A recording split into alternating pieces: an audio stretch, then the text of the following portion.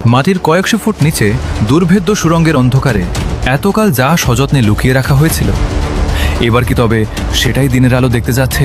আমেরিকার একটানা হুমকি আর দখলদার ইসরায়েলের সীমাহীন আগ্রাসনের জবাব দিতে তেহরান এবার এমন এক অস্ত্র প্রকাশ্যে আনার চূড়ান্ত প্রস্তুতি নিচ্ছে, যা পুরো দখলদার ইসরায়েল তো বটেই, সাথে আমেরিকাকেও চরম মাসুল দিতে হতে পারে। সম্প্রতি ডোনাল্ড ট্রাম্প আবারও ইরানে বোমা বর্ষণের হুমকি দেন, আর এতেই ইরানের দেয়ালে পিঠ থেকে যায়। বিশ্লেষকরা বলছেন, এমনটা হলে তেহরান যে কোনো মুহূর্তে তাদের পরমাণু বোমা জনসম্মুখে আনতে বাধ্য হতে পারে, যার পরিণতি হবে এক মানব ধ্বংসকারী সর্বনাশা যুদ্ধ। আমেরিকার তরফ থেকে এবার আবারও সরাসরি সামরিক আগ্রাসনের হুঙ্কার দেওয়া হয়েছে।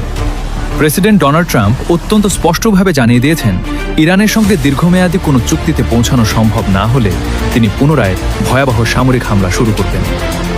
এয়ারফোর্স ওয়ানে দেওয়া তার সরাসরি বক্তব্য অনুযায়ী নির্ধারিত সময়ের মধ্যে সমঝোতা না হলে চলমান যুদ্ধবিরতির মেয়াদ আর এক মুহূর্তের জন্য বাড়ানো হবে না।